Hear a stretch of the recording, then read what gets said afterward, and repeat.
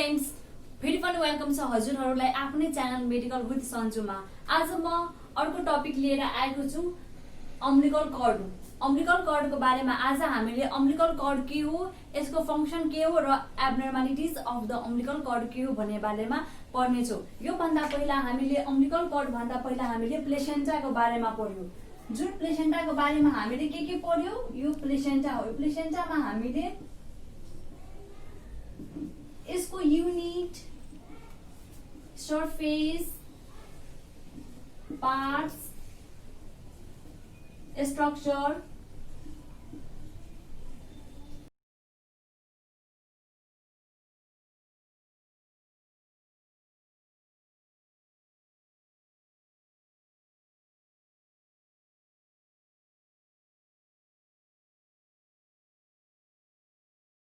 यो सबैको बारेमा हामीले पढिसकेछौँ अघिको भिडियोहरुमा। यदि तपाईहरुले हेर्नु भएको छैन भने ब्याक भिडियोहरु पहिला हेर्नु र प्लेसेन्टाको डिटेल बारेमा बुझ्नु। त्यसपछि आज हामी यो अम्बिलिकल कर्डको बारेमा हेरौँ।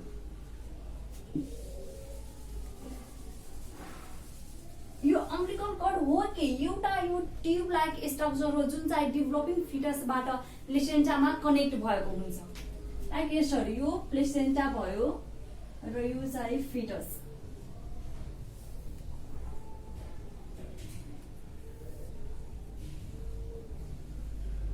यसरी यो प्लेसेन्टाबाट डेभलपिङ फिटसमा अम्बिलिकल जोडिएको एउटा ट्युब लाइक स्ट्रक्चर्सलाई अम्बिलिकल कर्ड भन्दछ। यसलाई अदर नेमले जान्दाखेरि अदर नेम यसको हुन जान्छ फ्यूनिक न्यारो, एन्ड यसलाई सप्लाई लाइन पनि भन्दछ एन्ड लाइफ लाइन।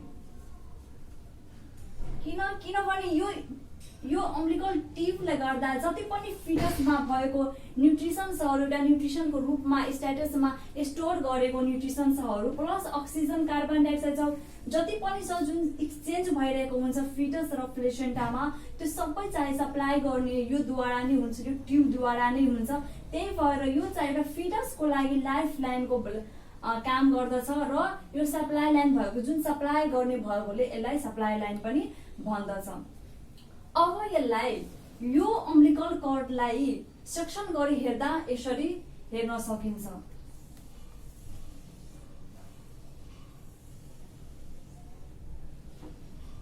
यो क्रस सेक्सन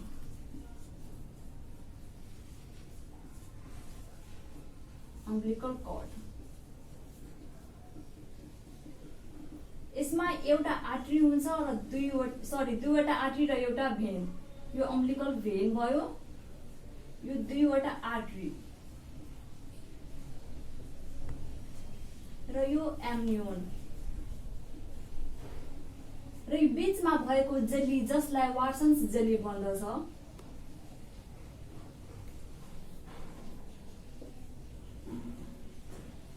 यो भनेको एउटा फ्लुइड हुन्छ जेलाटिनस।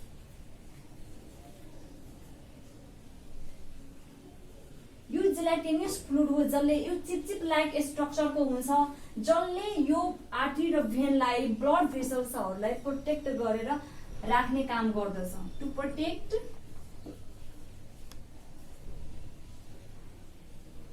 Blood vessel. यसो काम के हो, अम्बिलिकल कर्डलाई क्रस सेक्सन गरी हेर्दा चाहिँ यसरी हेर्न सकिन्छ। अब हामी यसको क्यारेक्टरिस्टिक्सको बारेमा हेरौँ।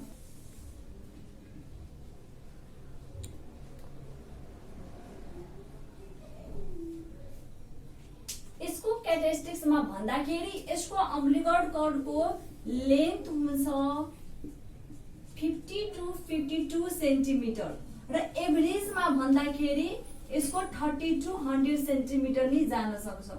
यसलाई पनि नर्मल नै लिएको छ र यसको डायमिटर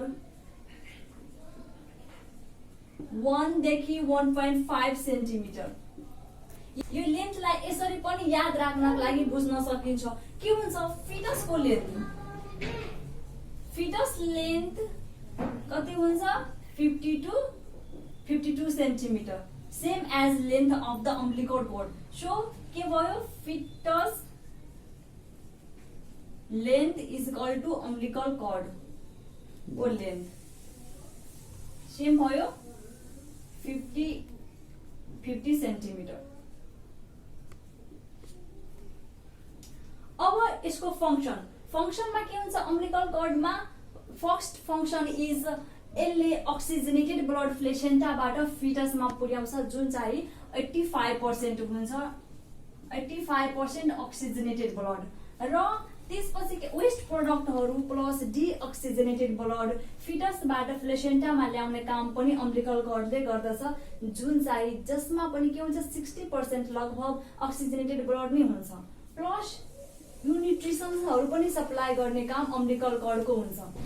यसमा के हुन्छ, अम्बिलिकल कॉर्डमा नर्भ हुँदैन, त्यही भएर यसमा पेन हुँदैन कटिङको बेलामा, no nerve.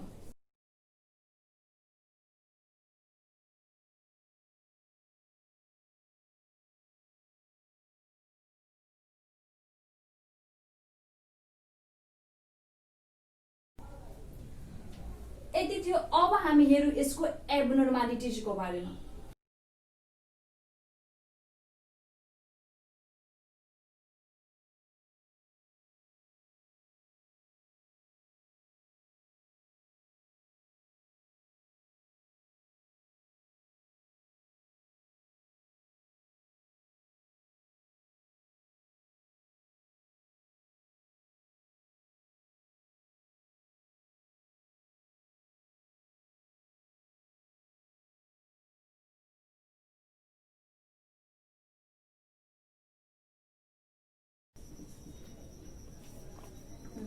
First one is velamentous insertions of the umbilical cord. यसमा के हुन्छ, कॉर्डहरू अट्याच भएको हुन्छ मेम्ब्रेन्सहरूसँग, प्लेसेन्टाको मेम्ब्रेन्समा डाइरेक्ट अट्याच भएको हुन्छ. नर्मली के हुन्छ, कॉर्ड चाहिँ प्लेसेन्टाको सेन्टरबाट आएको हुन्छ, लाइक यसरी यो प्लेसेन्टा भयो र प्लेसेन्टाको सेन्टरबाट यसरी आएको हुन्छ नर्मलमा. तर यसमा के हुन्छ, भेलामोन्टसमा यो प्लेसेन्टाको जति पनि मेम्ब्रेन्स छ, मेम्ब्रेन्सहरूमा यसरी चाहिँ अम्बिलिकल कॉर्ड टाँस्न गयो, यसरी भन्न सकिन्छ.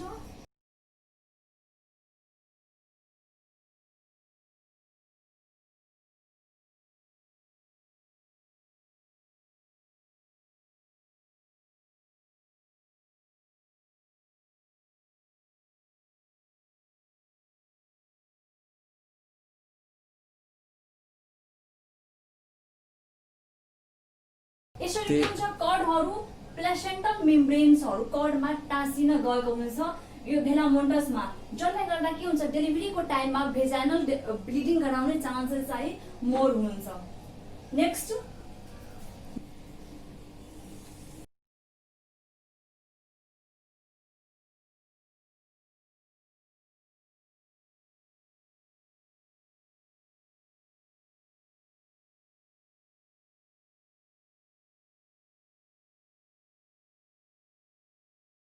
बेटली door insertions of the umbilical cord. यसमा के हुन्छ, बेटली डोरमा जुन प्लेसेन्टा अम्बिलिकल कॉर्डबाट सेन्टरबाट गएको हुन्छ कॉर्ड, त्यो चाहिँ सेन्टरबाट नगएर मार्जिनबाट आउनु, प्लेसेन्टाको मार्जिनबाट आउनु. यसमा के भयो,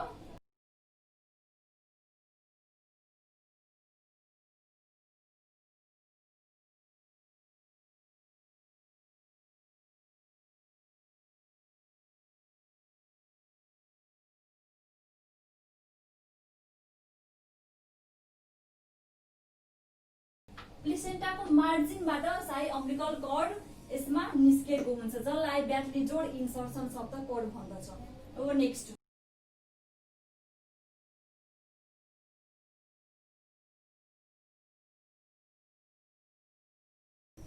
वन इज सर्ट कॉर्ड. यसमा के हुन्छ, जुन नर्मल लेन्थ हुन्छ 50 to 52 सेन्टिमिटर एन्ड एभरेजमा भन्दाखेरि 30 to 100 सेन्टिमिटर. यो भन्दा कम भयो भने लेस देन 20 सेन्टिमिटर, 20 सेन्टिमिटर भन्दा कम भयो भने कॉर्ड, जसलाई सर्ट कॉर्ड भन्दछ. यसले गर्दा फिटसमा एब्नोर्मालिटिज आउँछ। कसरी सर्ट कर्ड छ भने के हुन्छ, क्लिनिकल सिग्निफिकेन्स भन्दाखेरि फिटल डिस्ट्रेसमा जान सक्छ।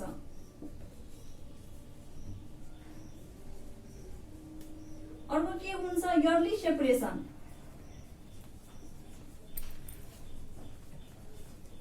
early separation of placenta।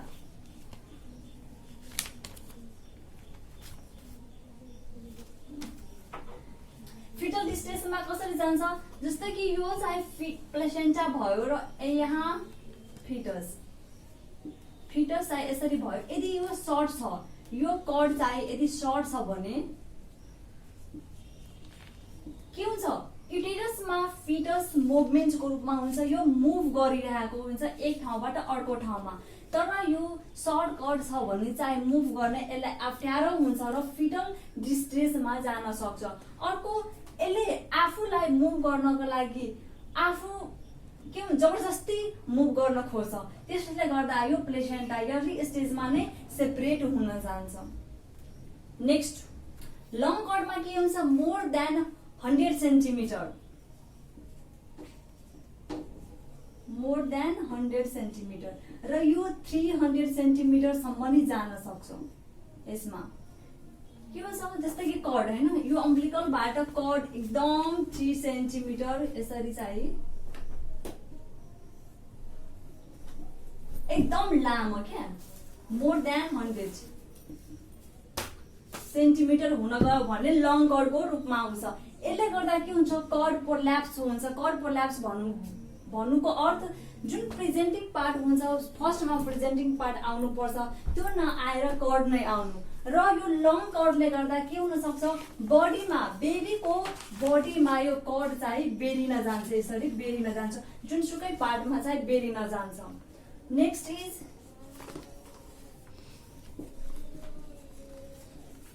Absent cord. कहिलेकाहीँ कुनै केसमा, एकदम फ्यु केसमा के हुन्छ, कर्ड नै अब्सेन्ट हुन्छ, जसले गर्दा अब कर्ड अब्सेन्ट भयो भने के हुन्छ, फिटस यो जुन प्लेसेन्टाले प्रोभाइड गरिरहेको छ अक्सिजन र जुन न्युट्रिसन्सहरू, त्यो अब कसरी प्रोभाइड गर्छ, प्रोभाइड त गर्नु पर्यो फिटसलाई ग्रोथ हुनको लागि।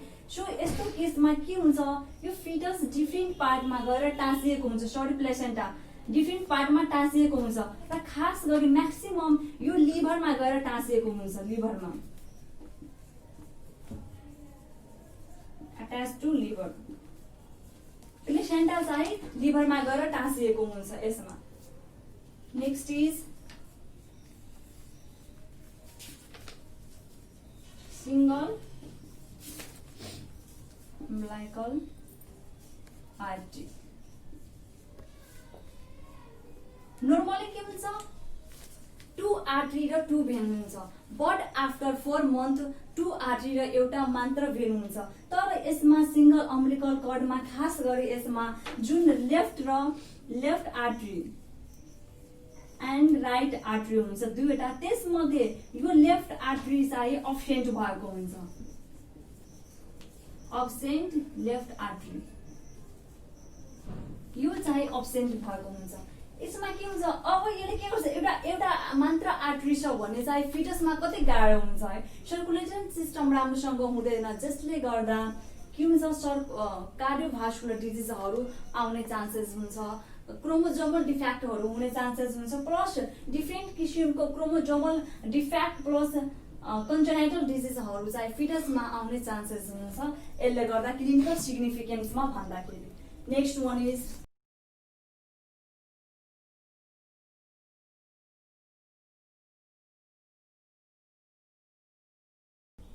कर्ड नोट्समा दुईवटा आउँछ। First one is true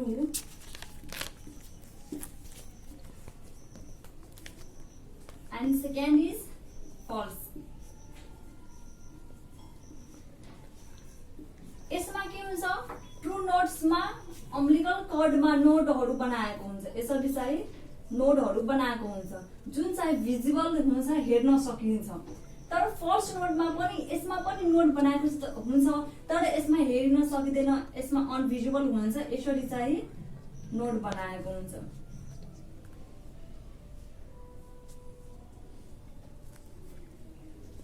next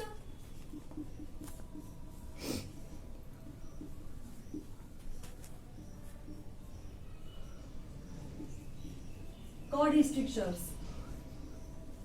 यसमा के हुन्छ, कॉर्ड न्यारो भएको हुन्छ किनभने कॉर्डमा जो अम्बिलिकल कॉर्डमा सेक्सन गरी हेर्दाखेरि के थियो, वाट्सन्स जेली जुन चाहिँ यो वाट्सन्स जेली कॉर्ड स्ट्रक्चरसँग अब्सेन्ट भएको हुन्छ। अब्सेन्ट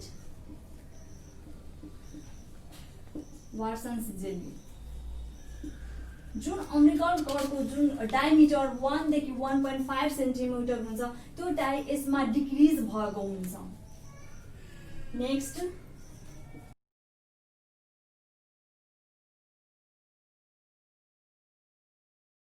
हेमाटोमामा के हुन्छ, कॉर्ड ब्लडहरू चाहिँ क्लट भएको हुन्छ। कॉर्डमा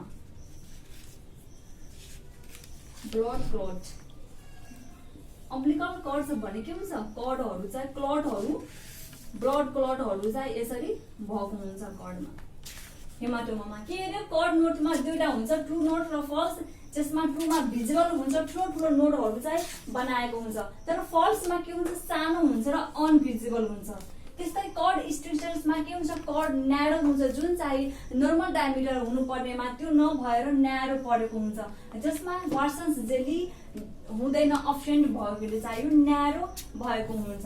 अर्को हेमाटोमा, जसमा ब्लड क्लटहरू चाहिँ अम्बिलिकल कॉर्डमा देखा परेको हुन्छ। नेक्स्ट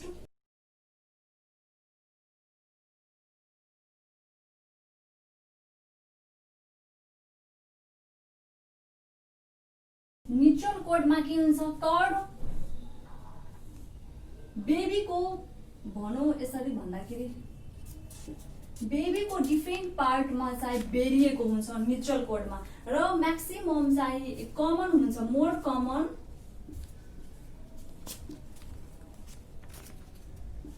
नेकमा हुन्छ। खास गरी नेकमा चाहिँ यो अम्बिलिकल कॉर्ड चाहिँ गएर बेरिएको हुन्छ म्युचुअल कॉर्डमा। नेक्स्ट वान इज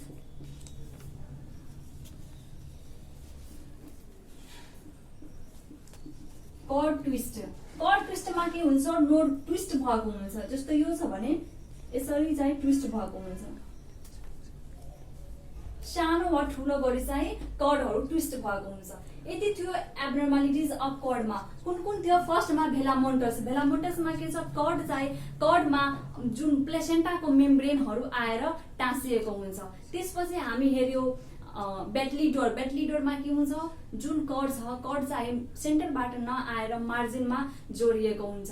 नेक्स्ट हेर्यो अब्सेन्ट कॉर्डमा यदि कॉर्ड नै अब्सेन्ट छ भने के हुन्छ, सप्लाई चाहिँ राम्रोसँग हुँदैन, यो र म्याक्सिमम चाहिँ लिभरसँग टाँसिएको हुन्छ।